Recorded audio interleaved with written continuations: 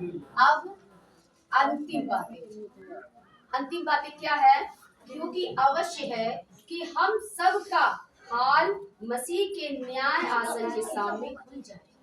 अब सोच लीजिए, मसीह मतलब परमेश्वर के सामने हम मनुष्य जो भी चोरी करते हैं, चाहे झूठ बोलते हैं, चाहे किसी की चुगली करते हैं, चाहे किसी को देख के चलते हैं, या कोई भी छोटी से छोटी बड़ी से बड़ी पाप हम करते हैं, अंधकार में करते हैं, वो परमेश्वर के सिंहासन के सामने रुक जाया।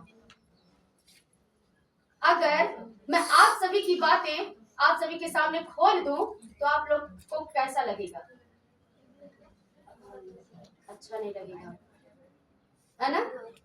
तो यही सोच लीजिए, मैं तो मनुष्य हूँ, परमेश्वर हर किसी के इज्जत को ढाक के रखा, तो मैं कैसे उखाड़ सकती हूँ?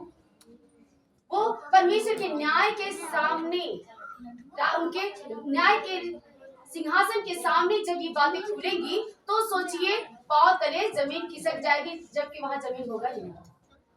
हालेलुया। वहां जमीन नहीं होगी, तब क्या होगा? पांडे सच बोलो यार। मैं वही तो बता रही हूँ, जब सच नहीं ऐसा मत करने। ये कौन मुस्कुरा दिया?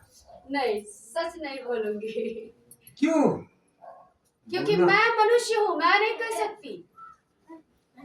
और मनुष्य को कोई भी बात करने से परमेश्वर मना करता है, क्योंकि न्याय है। कौन परमेश्वर कौन है?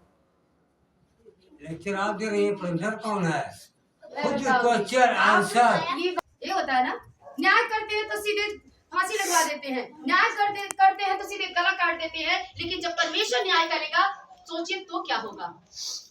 आप लोग बोलते हो ना कि हम तो कुछ नहीं बोला, लेकिन परमेश्वर की लाठी जब चली तब इनके पता चली। ये आप लोग बोलते होगे। तो सच में जब परमेश्वर न्याय करता है तो वो न्याय सबके सामने होता है। हालेलुया। और वो न्याय सहने के योग्य नहीं होता। वो न्याय या तो खत्म कर देता है या तो एकदम ऊंचा उठा देता है।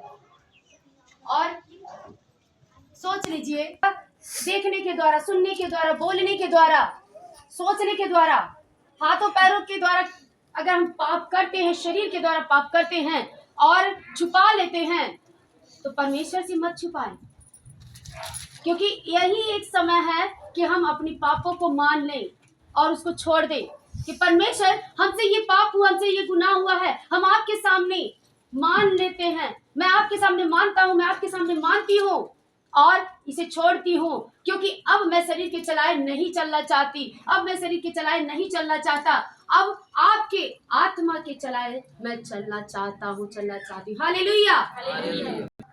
अगर आपने प्रण नहीं लिया और नहीं अपने परमेश्वर की उसमें जलने को तैयार हो जाए। आगे अब कोई भी चांस नहीं, बहुत समय मिला, बहुत चीजें परमेश्वर ने दी और बहुत मौका दिया, पर अब मौका नहीं मिलने वाला।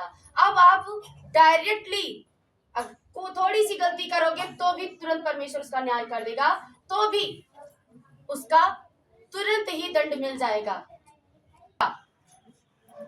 ऐसा ही होगा, क्योंकि न्याय का ये दिन है, ये न्याय का दिन है। परमेश्वर का आगमन हो चुका, ये न्याय का दिन है। सोच लीजिए, यही असली न्याय का दिन है कि जब धरती फटेगी। कैसे धरती फटेगी? जब ऊपर से आकाश गर्म होगा, सूर्य गर्म होगा, तो उसका जब तापमान बढ़ेगा तो धरती पर ही आएगा ना। और धरती जब फटेगी, बारिश नहीं होगा, तो लोग कहाँ जाएंगे? आग में जाएंगे। हालेलुया। आग में ही जाएंगे। और जब गर्मी बर्दाश्त नहीं होगी, शरीर अपने आप जलेगा। ये क्या है? यही अंत है। Thank you Jesus. हर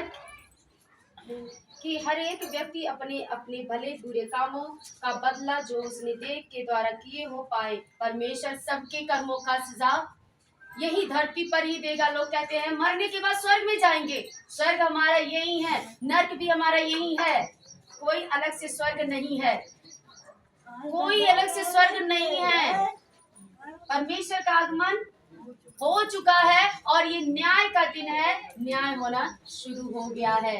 अब ना महसूस हो ना दिखे तो बात की बात है, लेकिन और बढ़ते जाइए। जैसे प्रकाशित वाक्य का 23वां वचन पूरा होगा, ये सृष्टि का अंत हो जाएगा। हालेलुया। परमेश्वर इस वचन के द्वारा आप सभी को आशीष दे। Thank you.